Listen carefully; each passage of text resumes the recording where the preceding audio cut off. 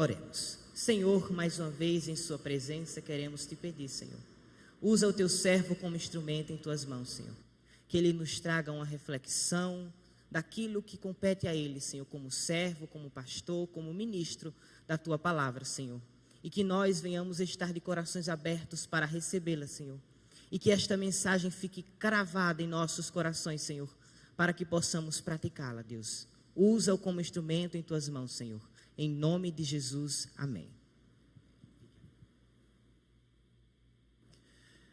Graças e paz, irmãos. Um prazer estar aqui mais uma vez na Igreja 12 de Agosto. Tem uma década que eu subi nesse púlpito. A última vez que aqui estive foi em 2013. Isso me lembra que os anos do pastorado estão avançando, não é? E com muita alegria nós estamos aqui nessa noite para compartilhar da palavra do Senhor. Quero agradecer ao pastor Lucas, que foi quem nos convidou, né? Em nome aí das sociedades internas da 12 de agosto, o MP e UPA, e prontamente eu atendi, até porque nós temos alugado o pastor Lucas algumas vezes, e eu tenho dívida com ele, né? Agradeço também ao conselho da igreja, que certamente permitiu que nós pudéssemos estar aqui nessa noite. Vamos ficar em pé, em reverência a Deus e a sua palavra, e vamos abrir no primeiro livro de Samuel, capítulo 17,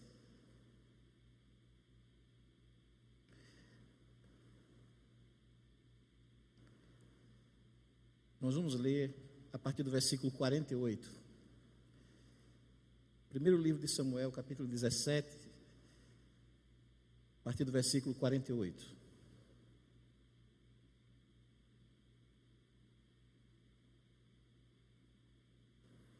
A palavra do Senhor diz assim: Sucedeu que, dispondo-se o filisteu a encontrar-se com Davi, este se apressou e, deixando as suas fileiras, correu de encontro ao filisteu. Davi meteu a mão no alforje, tomou dali uma pedra, e com a funda lhe atirou e feriu o filisteu da testa. A pedra encravou-se na testa, e ele caiu com o rosto em terra.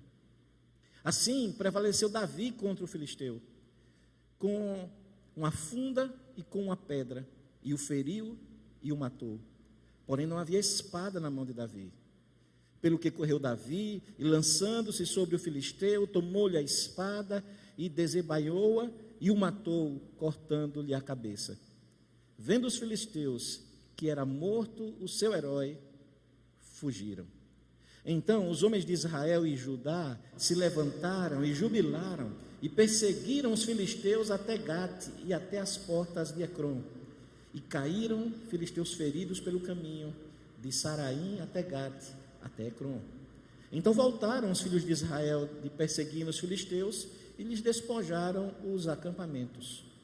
Tomou Davi a cabeça do filisteu e a trouxe a Jerusalém, porém as armas dele pô-las Davi na sua tenda. Abre, Senhor, os nossos olhos para contemplarmos as maravilhas da tua lei, em nome de Jesus. Amém. Podeis assentar, irmãos. Eu acredito que talvez essa história, a luta de Davi, do jovem Davi, contra o gigante Golias, seja a história bíblica mais conhecida. Toda criança, né, da igreja, especialmente, aprende e conhece a história da luta de Davi e Golias. É interessante que esse enredo, a vitória do pequeno sobre o grande, a vitória do frágil sobre o poderoso, é um enredo que, inclusive no cinema, na literatura, tem tomado emprestado da Bíblia esse enredo. O frágil, que sem condições e contra todas as probabilidades, tem vitória sobre aquele que é forte. Claro que numa luta como essa, todos colocariam as suas fichas em Golias e não em Davi. Na verdade, quando nós olhamos para os dias atuais, os dias de hoje, a luta que o jovem presbiteriano, que o jovem cristão, e é interessante que Antes, a preocupação era principalmente quando ele chegava na universidade, quando ele fazia seus 18, 19 anos e entrava na universidade, a gente sempre ficava preocupado, né, com o que iria ver, com o que iria acontecer. Aquele momento também de se tornar um homem, uma mulher e tomar decisões que seriam necessárias para o resto da vida. E aí, muitas vezes, nesse momento, é que a gente percebia como o mundo tentava e atacava o jovem. Mas a leitura que eu faço hoje é que essa luta está cada vez sendo travada mais cedo. Os nossos adolescentes hoje, com o advento da internet, a entrada das mídias sociais, o celular cada vez mais cedo, a tela cada vez mais cedo na mão das nossas crianças. Tem crianças hoje que, bebezinhas já, os pais, inadvertidamente, já colocam aquela tela, achando que está fazendo um bom negócio, quando, na verdade, os estudos que são feitos sobre isso demonstram que crianças não devem ter celular, que adolescentes devem utilizar celular com parcimônia, com tempo restrito, e nós, adultos, né, os adultos, devemos fazer uso do mesmo também com muito cuidado, porque se antes era necessário o jovem sair de casa, muitas vezes para se deparar com as coisas mundanas, agora a própria família paga a internet, compra o aparelho, dá a senha e a coloca na mão dos jovens, dos adolescentes.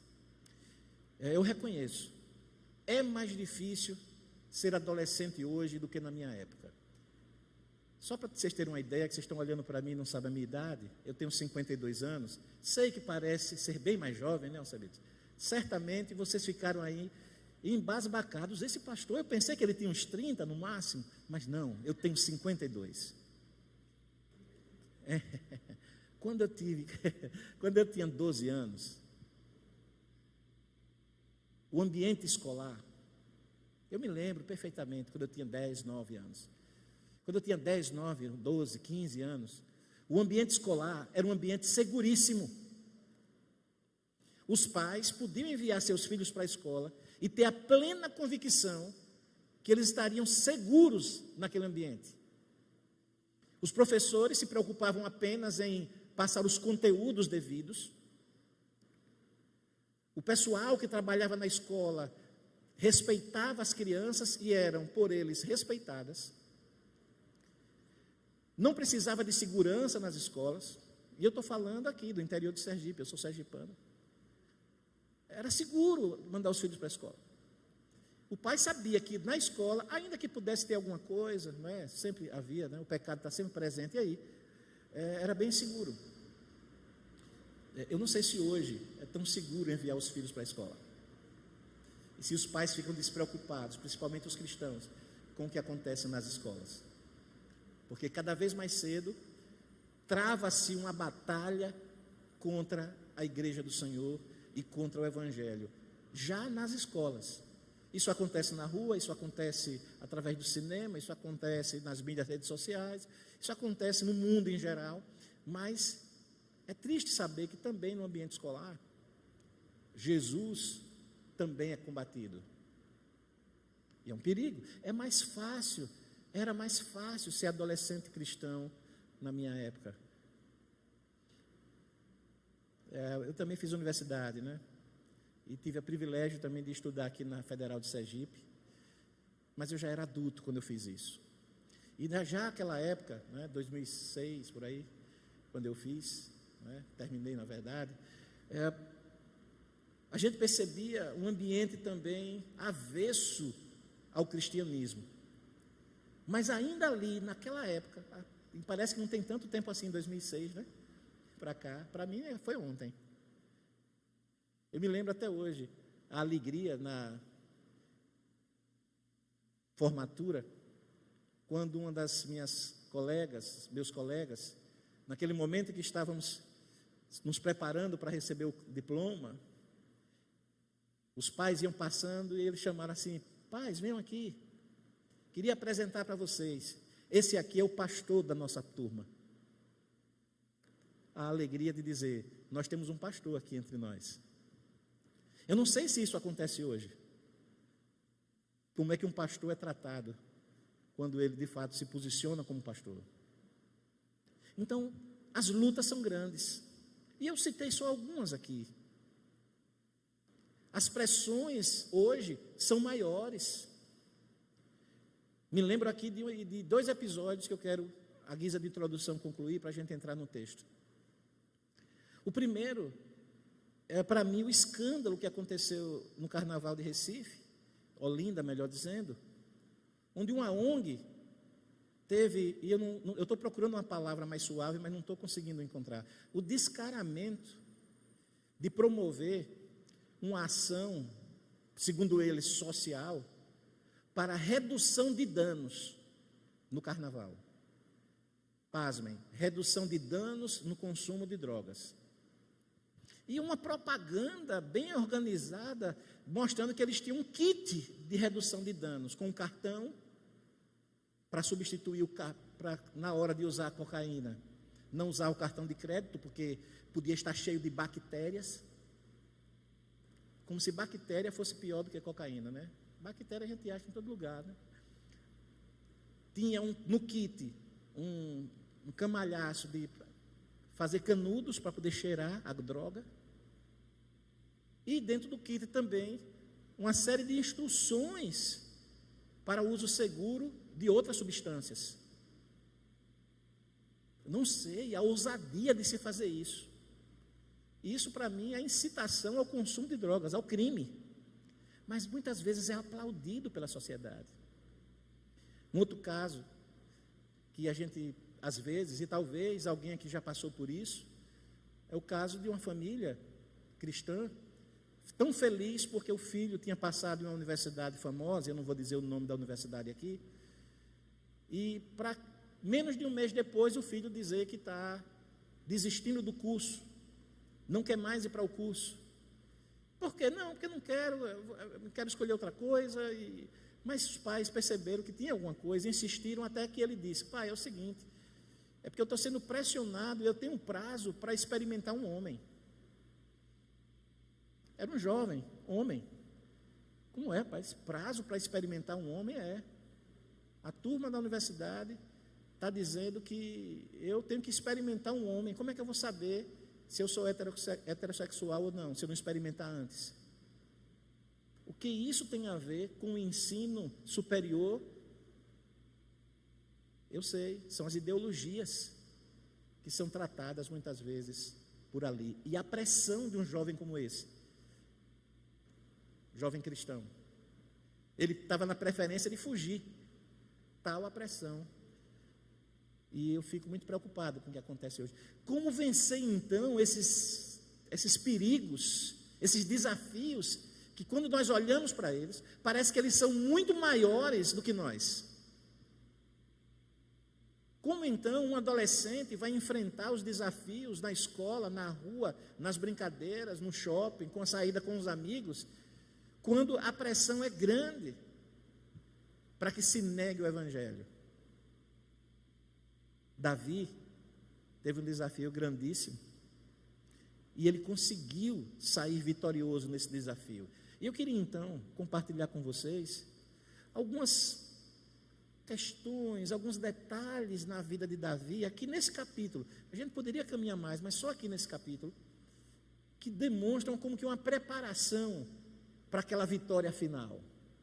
Porque normalmente, quando se conta a história de Davi, só se observa o seguinte: ele pegou as 5 pedras, e hoje eu percebi que está na moda uma nova exegese dessas 5 pedras. Dia desses eu vi alguém falando na internet que as 5 pedras é porque Davi foi se preparar, porque tinha mais 4 gigantes que eram irmãos de Golias, e que poderiam estar ali para a briga, e Davi foi preparado. E eu fiquei pensando: Senhor, é até possível que houvesse esses irmãos gigantes, mas o texto não diz isso. A falta de conhecimento da relação entre Davi como tipo de Jesus Cristo e de Golias como um tipo da vitória de Cristo sobre o pecado. Essa falta de conhecimento da teologia bíblica faz com que as pessoas inventem cada história mirabolante, que é até interessante, né? 5 pedras, 5 gigantes, então Davi estava preparado para 5 gigantes, mas não é isso que o texto fala.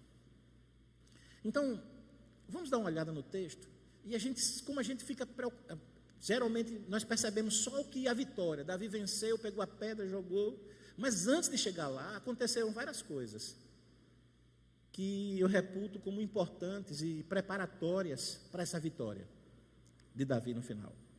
Então vamos lá, capítulo 17, a partir do versículo 12. Você pode jogar os seus olhos aí no texto, eu não vou ler o texto inteiro, mas a partir do versículo 12 até o versículo 16, é um momento em que começa a se retratar quem era Davi. O texto vai dizer que Davi era filho daquele Efrateu de Belém de Judá, cujo nome era Jessé, que tinha 8 filhos. Nos dias de Saul era já velho e adiantado em anos entre os homens. Então Davi era um dos filhos mais moço. Era o caçula, era o menor. Não tinha nem idade para ir para a guerra. Então Davi era em casa, tinha 8 filhos, Davi era o menor. Vocês lembram que quando foi a questão de ser ungido, né? O pai nem se lembrou de chamá-lo, de tão pequeno, não, pequenininho, não vai, não tem condição, não vai servir para nada. Davi era esse filho mais moço, caçula, pequeno, encarregado de um trabalho importante, mas que muitas vezes era delegado às mulheres, cuidar de ovelhas. Mas ele estava lá cumprindo esse papel, obedecendo ao seu pai.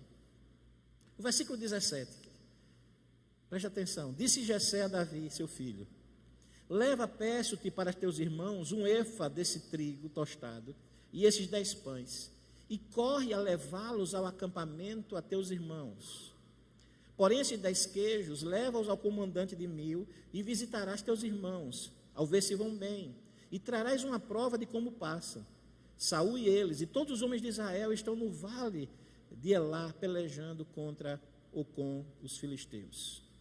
Davi, pois, no dia seguinte, se levantou de madrugada, deixou as ovelhas com um guarda, carregou-se e partiu como Jessé lhe ordenara.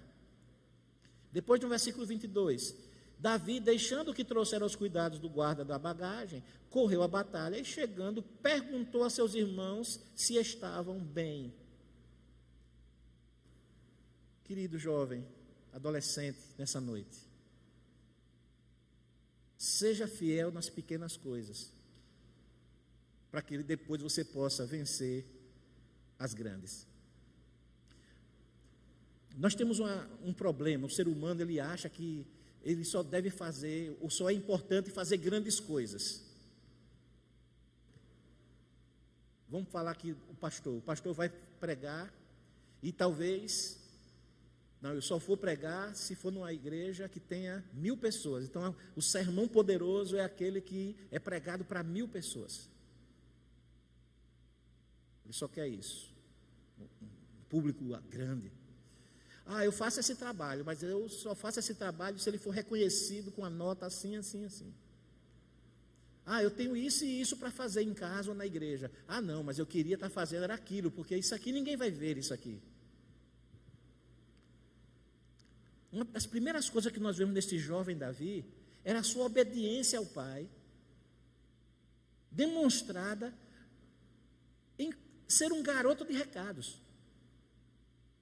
O que Davi foi mandado fazer aqui foi: olha, pega esse lanchinho e vai levar nos seus irmãos. Chegando lá, leva esses queijos para o comandante. E quando chegar lá, pergunta aos seus irmãos se estão bem. Depois venha me dizer de volta. É que nem o pai em casa. Vai comprar o pão, menino, na padaria. Vai buscar ali. De novo, lá vai eu, né? Já sai resmungando. Que tarefa boba. Eu sei que aqui ninguém passou por isso. Todos aqui, quando um pai diz assim: filho, vai fazer aquilo ali, por favor.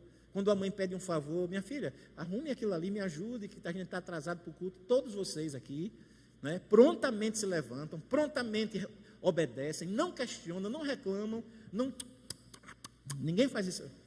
Coisa chata é o pai ouvir: fulano, faça assim. Eu nem sei fazer, mas sai, menino tem um estralo poderoso, né? Sabe estralar. Eu não sei se eu fazia isso também. Papai que diga depois para vocês, pesquisa com ele. Davi era fiel nas pequenas coisas. Quando nós lemos os mandamentos de Deus, tem algo muito importante ali. Honra teu pai e tua mãe, para que se prolongue os seus dias na face da terra que o Senhor teu Deus te dá. A obediência aos pais, a honra aos pais, e ali está incluída as autoridades também. A obediência às autoridades é princípio bíblico básico, que na realidade, se nós observarmos bem, é amplamente combatido hoje. O que o jovem recebe hoje é: faça o que você quiser, seja o que você quiser. Você não precisa obedecer a ninguém, siga os desejos do seu coração. Davi foi fiel nas pequenas coisas, não apenas lá na luta com o gigante. Ele já era fiel antes. Se ele precisava dar um recado, ele dava o recado do jeito que deveria dar, com alegria, não tarda. Outra coisa que eu sei que vocês não fazem: fulano, ô Mariazinha. Aí o pai fica esperando um senhor, senhora. 10 minutos depois: Mariazinha, que foi? Você não me ouviu falar não? Ah, ouvi, já estou indo, estava me arrumando. Eu sei, aqui quando papai e mamãe, quando o pastor na igreja, quando pede alguma coisa, rapidamente vocês atendem, não é? Será? Davi se levantou de madrugada para atender os pedidos do seu pai. Então observe, fiel nas pequenas coisas, para depois ser vencedor nas grandes. Quem não consegue levar um recado, não vai conseguir matar um gigante. Quem não consegue levantar cedo para obedecer o pai, não vai conseguir vencer na vida depois. Quem não consegue obedecer a Deus em coisas pequenas, não conseguirá nas coisas grandes. Quem não consegue carregar um queijo, não vai conseguir atirar uma pedra na testa do gigante. Quem não consegue obedecer o pai, jamais conseguirá obedecer a Deus. Segundo detalhe na vida de Davi, a partir do versículo 24. Todos os israelitas, vendo aquele homem, fugiam de diante dele e temiam grandemente Golias, não é? E diziam uns aos outros: vistes aquele homem que subiu, pois subiu para afrontar a Israel? A quem o matar, o rei o cumulará de grandes riquezas e lhe dará por mulher a filha, e a casa de seu pai isentará de impostos em Israel. O sonho do brasileiro, né, ser isento de impostos. Então falou Davi aos homens que estavam consigo, dizendo: que farão aquele homem que ferir este filisteu e tirar a afronta de sobre Israel? Quem é, pois, este incircunciso filisteu para afrontar os exércitos do Deus vivo? Além de ser fiel nas pequenas coisas, Davi demonstra o seu comprometimento com a obra de Deus, com o povo de Deus. Davi, ele se escandaliza com o que está acontecendo ali. Ele pede as informações, o que estava acontecendo, e ele percebe: tem um homem aí que todo dia vem afrontar a Deus, desafiar o exército de Deus. E ninguém faz nada, todos se acovardam. Não era função de Davi resolver esse problema. Ele sequer tinha idade para fazer aquilo. Ele não foi eleito por ninguém para tomar as dores, para resolver essa situação. Mas diante da afronta contra o povo de Deus, ele não consegue se calar. Ele tem um comprometimento com a obra de Deus. Quem é esse incircunciso filisteu para afrontar os exércitos do Deus vivo?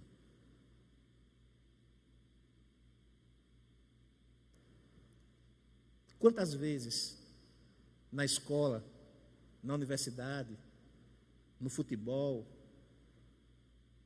muitas vezes nós vemos as pessoas falarem mal da igreja. Quantas vezes você já ouviu alguém dizer assim: todo pastor é ladrão? E às vezes, para não ficar mal na fita com os Ainda se usa essa expressão, ficar mal na fita. Vocês não sabem o que é fita, né? Para não ficar... Me ajude. Hein? Não, fica mal na fita, eu sei. Eu estou perguntando se ele sabe, porque essa é da minha época. Pronto, como é seu nome? Era isso que lembra. Para não ser cancelado, não é? Que aí você não defende o seu pastor. Ah, toda igreja só quer saber de roubar o dinheiro do povo. Aí você é crente, fica caladinho, com medo. As pessoas afrontando o evangelho, falando mal da igreja do Senhor Jesus Cristo, falando mal da igreja que Jesus, que Deus comprou, diz a palavra do Senhor, com o seu próprio sangue. E às vezes, você se apequena para não perder a amizade, ou para, como disse a nossa querida ali, para não ser cancelado. Na minha época a gente dizia, para não ficar mal na fita. Hein? Tomar o quê? Dislike? Dislike, né?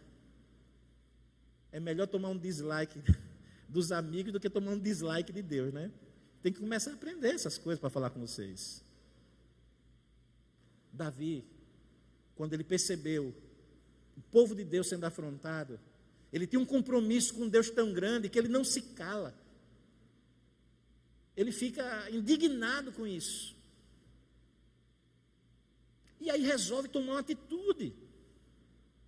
Ele resolve, não, então o que é que eu devo fazer? Como é que eu posso fazer? Ele começa a pensar, ele começa a perguntar para poder participar da solução.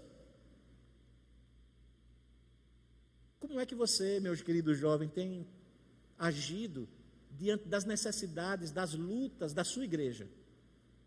Muitas vezes a igreja está vivenciando uma luta, está precisando de reforços nos frontes de batalha, e a gente se esconde. Não, mas isso é tarefa do pastor, isso é tarefa do presbítero, isso é tarefa dos mais velhos. Eu tenho uma vida para viver, eu tenho outras coisas para fazer, eu tenho escola, eu tenho universidade, eu tenho balé, eu tenho sei lá o quê, e isso não é para mim, você não se toca. Antes de matar um gigante, é preciso amar o povo de Deus. É preciso ter compromisso com o povo de Deus. Mas por incrível que pareça, quando Davi começa a se movimentar, olha o que acontece, versículo 28. Ouvindo Eliabe, seu irmão mais velho, falar aqueles homens, acendeu-se-lhes a ira contra Davi e disse: por que descestes aqui? E a quem deixaste aquelas poucas ovelhas no deserto? Bem conheço a tua presunção e a tua maldade. Desceste apenas para ver a peleja. Veja, muitas vezes, quando nós nos movimentamos no sentido de lutar pela igreja, quando nós queremos buscar informações, quando nós queremos trabalhar, quando nós queremos viver o evangelho, começam a vir as provocações. Então Davi era alguém que não dava ouvidos às provocações. Veja, uma pergunta dessa poderia desencadear uma luta, um embate. Mas veja o que é que Davi faz. Respondeu Davi: que fiz eu agora? Fiz somente uma pergunta. Desviou-se dele para outro e falou a mesma coisa. E o povo lhe tornou a responder como dantes. Sabia que acontece muitas vezes isso? Nas reuniões? Eu sei que aqui na 12 não. Isso é coisa só de reunião na Ebenezer. Sempre tem um na reunião para ficar fazendo pergunta. Sempre tem um para colocar, vamos fazer assim, não vai dar certo. Ah, você só quer fazer do seu jeito. Sempre tem alguém perto da gente para dizer: não, você não dá certo, você está fazendo porque você é metido, você quer mandar, você quer isso. A provocação. E aí muitas vezes nós caímos na provocação, queremos nos justificar e a obra de Deus deixa de ser feita. Vamos aprender com Davi. Ao invés de brigar com seu irmão que estava provocando, você é mau, você está aqui só para aparecer, você está aqui só para observar. Você veio de curioso. Primeiro que ele veio amando do pai, obedeceu às ordens do pai, e chegando lá se sentiu amargurado com o que estava acontecendo, mas ele não se justificou. Eu fiz só uma pergunta. deixou o irmão lá que estava reclamando de um lado e prosseguiu naquilo que Deus estava propondo no coração dele. Não dê ouvidos às provocações. Porque se Davi desse ouvidos às provocações do irmão, ele daria ouvidos à provocação do gigante lá na frente. Se ele não aguentava a provocação do irmão, quanto mais do gigante, porque o gigante provoca Davi. Quem é você? É um cão? É um cachorro? Mandaram um cachorro, um animalzinho? Você não é nada para mim. E Davi respondeu da forma mais bela possível e mais corajosa possível, porque ele não dava ouvidos à provocação. Mas há um outro detalhe. Versículo 31, acompanhe. Ouvidas as palavras que Davi falara, anunciaram-nas a Saul, que mandou chamá-lo. Davi disse a Saul: não desfaleça o coração de ninguém por causa dele. O teu servo pelejará contra o filisteu. Porém Saul disse a Davi: contra o filisteu não poderás ir para pelejar com ele, pois tu és ainda moço, e ele guerreiro desde a sua mocidade. Em outras palavras, Davi foi alguém que teve coragem para fazer o que os outros diziam que ele não podia fazer. Querido jovem, adolescente, você vai achar da sua vida muitas pessoas dizendo que você não sabe, dizendo que você não pode, dizendo que você não está pronto, dizendo que a tarefa que você quer fazer é maior do que as suas condições, dizendo para você desistir. A resposta de Davi foi: não se preocupe, eu vou lutar. E ele diz: vou provar para o Senhor. Teu servo apacentava as ovelhas de seu pai, quando veio um leão ou um urso e o tomou o cordeiro do rebanho. Eu saí após ele e o feri, e livrei o cordeiro da sua boca. Levantando-se ele contra mim, agarrei-o pela barba e o feri e o matei. O teu servo matou tanto o leão como o urso. Este circunciso filisteu será como um deles, porquanto afrontou os exércitos do Deus vivo. Então Davi foi buscar na sua vida aqueles momentos em que claramente Deus o fortaleceu e fez vencer o impossível. E vocês, mesmo jovens, adolescentes ainda, se olharem para trás, mesmo com essa vida que está começando ainda, se olhar com um olhar espiritual, perceberá que em cada instante da sua vida, você tem Deus cuidando de você, você tem Deus fortalecendo você, você tem Deus fazendo você vencer um leão e um urso, no dia a dia da sua existência. E será assim até o final para aquele que crê no Senhor Jesus Cristo. Então tenha coragem para fazer o que os outros dizem que você não pode fazer. Isso serve para as coisas fora da igreja, mas dentro da igreja, no reino de Deus, mais ainda. Como disse, o que mais vai aparecer é gente para desanimar você.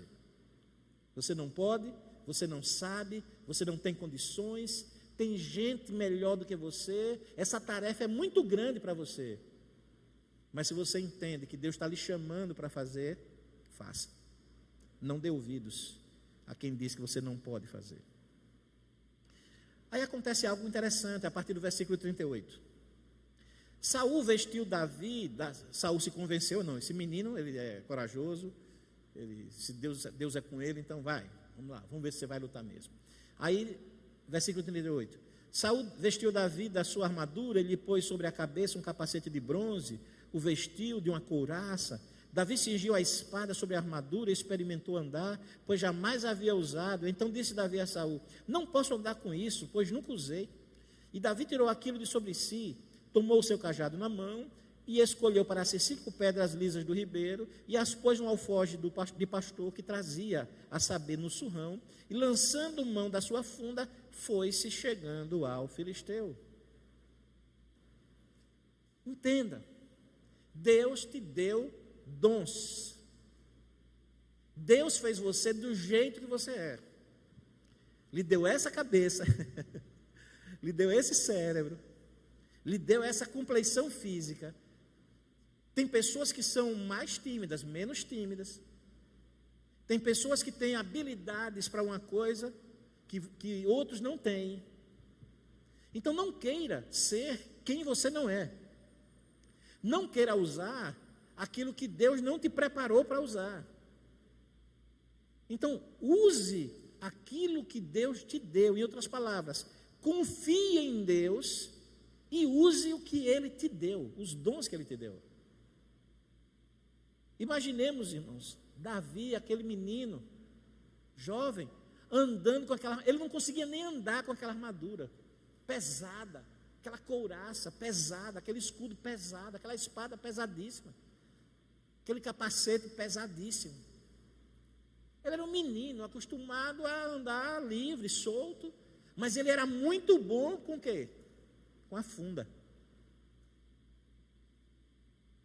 Em outros textos da palavra de Deus vai se dizer desses peritos de Israel com a funda, que conseguiam a vários metros acertar um fio de cabelo. Dia desses eu assisti numa desses programas de Sky da vida, que foi um camarada fazer o teste, se era possível de fato Davi ter matado o gigante. Aí pegou o campeão de atirar com fundas, fica lá na Europa, em um país lá, e colocou um boneco, né? O cara não acertou de primeira, eu vou logo lhe dizer. O cara é o melhor do mundo, mas ele pegou uma funda semelhante, né, à que Davi usava, uma pedra, e aí, depois de algumas tentativas, acertou lá no boneco, que estava com alguma coisa que marcava, eles marcaram a velocidade da pedra e o impacto dela, e daria para matar qualquer pessoa, qualquer ser humano, esbagaçava, pela quantidade, a velocidade da pedra e o impacto. Então, uma funda era uma arma perigosíssima na mão de quem saberia usar. Na minha mão, quando eu começasse a girar, era capaz de fazer, por mim mesmo, eu morria ali. Não adianta que eu não ia saber girar com uma funda, né? Mas Davi sabia, e ele confiava em Deus. Então, confie naquilo que Deus te deu. Não tenha inveja dos dons que Deus deu a outras pessoas. Eu fico olhando a meninada aqui, tocando bateria, tocando não sei o quê, né? Eu toco um pouquinho de violão, né? Eu agora não digo mais que toco, né? Eu estava ali, o pessoal estava tocando, eu cantando e eu olhando para o Alfeuzinho, entendeu? Alfeuzinho, a gente precisa reunir a turma daquela época e fazer uma banda Alcebiades também no baixo. Eu posso tocar violão, você pega a bateria. Ele é bom que toca bateria e sax. Eu não sei se ele toca aqui hoje na igreja ainda. Toca ainda, Alfeu? De vez em quando? Toca? Faz o quê? Toca o quê? Sax ou bateria? Bateria? Ô, coitadinha. Meu Deus. Toca ainda, né? Você já pensou se eu passasse a minha vida toda choramingando, porque eu não sei tocar bateria como o Alfeuzinho toca, nem como o Samuel toca. Eu não canto como meus filhos, nem como minha esposa, que canta melhor do que eles também. Eu toco violão, mas não sei tocar como o Adson, não sei tocar como... Cadê o pecador? Eu vou só lhe ajudar, viu? Eu não toco como você, não. Acredite se quiser. Né? Então, você já pensou se a gente ficar preocupado com os dons que Deus deu a outros e deixarmos de usar para trabalharmos na obra de Deus com os dons que Deus deu a nós? Então, tenha confiança em Deus e use os dons que Ele deu para você. Vamos caminhar mais um pouquinho no texto para a gente terminar. A partir do versículo 45. Vamos lá, não, vou ler a partir do 41, que é só para pegar a fala do filisteu. 41. O filisteu também se vinha chegando a Davi. Davi com a funda, vem o filisteu. E o seu escudeiro ia diante dele. Olhando o filisteu e vendo Davi, desprezou-o, porquanto era moço, ruivo, de boa aparência. Né? Imagine, gigante, calejado, experiente, passou vários dias, dá-me um homem. Aí quando ele vê um menino, novinho, ruivinho, pele bonita, magrelo, sem espada, sem nada, com a funda, com a pedrinha. Aí ele diz: Sou eu algum cão para vires a mim com paus? E pelos seus deuses amaldiçoou o filisteu a Davi. Disse mais o filisteu a Davi: vem a mim, e darei a tua carne às aves do céu e às bestas feras do campo. Se você está com a Bíblia aberta, leia comigo, versículo 45. Davi, porém, disse ao filisteu: tu vens contra mim com espada e com lança e com escudo. Eu, porém, vou contra ti em nome do Senhor dos exércitos, o Deus dos exércitos de Israel, a quem tens afrontado. Aleluia. Golias, tu vens contra nós com espadas e lanças, nós, porém, vamos contra ti em nome do Senhor dos exércitos. Saiba que a vitória sempre vem de Deus. Davi não confrontou Golias dizendo: eu sou o cara da funda, eu não vou precisar nem chegar perto de você, eu vou lhe atingir daqui de primeira, com a primeira pedra, eu sou bom, eu já matei um leão. Ele contou isso para Saul, para mostrar: olha, Deus tem estado comigo. Ele não se gaba diante de Golias. Não, você está vindo, você está confiando na lança, você está confiando na espada, mas eu confio no Senhor dos exércitos. Os desafios que você tem hoje na vida, como adolescente, como jovem, e os terá como adultos também, como servos de Deus, como cristãos, serão vencidos, não porque pela sua teologia, não porque você frequenta a igreja, não porque você é o cara da oração, não porque você é mais espiritual do que os outros, mas porque você tem alguém em você que é maior, diz a palavra, do que o que está no mundo. É porque Jesus está conosco todos os dias, até a consumação dos séculos. É porque a misericórdia do Senhor se renova a cada manhã, na minha vida e na sua vida. É porque Ele é o nosso escudo. É porque a sua palavra é a nossa espada. É porque nós descansamos à sombra do Altíssimo. É porque Deus renova as forças até dos que não têm nenhum vigor. Por isso que a Ebenezer é privilegiada, que tem um vigor lá. Quem não tem vigor, Deus já renova. Imagina que tem, né? É porque Deus renova as nossas forças sempre. Nós podemos estar sem vigor nenhum, sem força nenhuma. Ele vai renovar. Então, pode ser a dificuldade que for, Deus vencerá por nós. Você vem com lança, você vem com espada, você vem me xingando, afrontando a Deus, e eu vou contra ti em nome do Senhor dos exércitos. O versículo 47 diz algo poderoso: saberá toda esta multidão que o Senhor salva, não com espada nem com lança, porque do Senhor é a guerra, Ele vos entregará nas nossas mãos. Em nenhum momento Davi se coloca como herói. Os filisteus, quando viram, diz o texto, o seu herói morto, fogem. Davi não se coloca como herói, ele se coloca como alguém que vai ser usado por Deus para que o povo saiba, para que a multidão saiba que o Senhor salva. Não com espada nem com lança.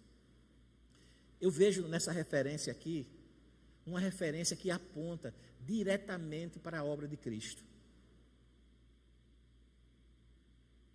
As escrituras, elas vão se revelando e vão apontando para Jesus. Qual é a obra de Jesus? É salvar. Naquela época se esperava um Messias que viria para batalhar e para livrar Israel. Se esperava um Messias que chegasse com espada, que chegasse com lança, para ser vitorioso, para marchar com o exército de Israel. Aí o Messias vem sem espada, sem lança, mas ele salva, ele liberta, ele salva, Deus salva.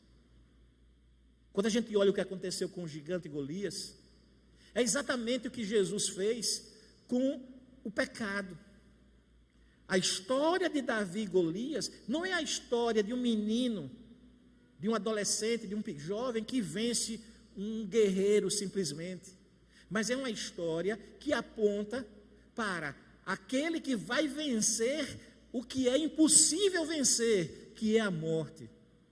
Aquele que vai vencer aquilo que é totalmente impossível de vencer, que é livrar o homem do inferno, que é vencer o pecado. Então Golias, na verdade, é a representação daquilo que é impossível. Mas o que é que a Bíblia diz sobre o impossível? O que é impossível aos homens é o quê? É possível para Deus. Então, quando você observar a vitória de Davi sobre Golias, é a vitória de Jesus sobre o pecado. Só que Jesus não usa lança, não usa espada, ele usa a cruz. E ao morrer naquela cruz e derramar o seu sangue por nós, a maior de todas as batalhas foi vencida por Jesus no nosso lugar. E é por isso que as Escrituras vão dizer que nós somos mais do que, pode dizer, mais do que vencedores. Por nós? Não, por meio daquele que nos amou. Saberá esta multidão que Deus salva. Querido jovem, querido adolescente, quando você se colocar nas mãos de Deus, quando você for fiel nas pequenas coisas, quando você for obediente, quando você for comprometido, quando você não der ouvidos às provocações, quando você tiver coragem para fazer aquilo que dizem que você não pode fazer, quando você demonstrar confiança em Deus e lutar e viver conforme os dons que Ele te deu, confiando que a vitória é dele na sua vida, o seu testemunho falará para as pessoas: Deus salva. As pessoas vão olhar para a sua vida, vão perceber as vitórias na sua vida e vão entender que elas acontecem porque você tem um Deus que salva. E não com lança, não com espada, não com as armas do mundo, mas porque Ele é Deus Todo-Poderoso, como Ele fez com Jesus, que morreu na cruz em nosso lugar e nos deu a vitória sobre a morte. Venceu o maior inimigo ali na cruz. A minha oração nessa noite é que todos nós aqui, jovens, moços e alguns caminhando e alguns já na terceira idade ali sentados, juntos, nós possamos crer desse Jesus e vencermos todas as batalhas que o mundo coloque na nossa frente. E a principal delas é a batalha contra o pecado. É o desafio de uma vida de santidade. É o desafio de viver diferente. É o desafio de não se conformar com o mundo. É o desafio de ser testemunha do Senhor Jesus Cristo. Se você confiar nele, você vai vencer. Mesmo que você seja pequeno, mesmo que você seja jovem, confie no Senhor. Entrega o teu caminho ao Senhor, diz o salmista Davi, ele vai falar sobre isso. Confia nele e o mais ele fará. Que Deus te abençoe. Em nome de Jesus. Amém.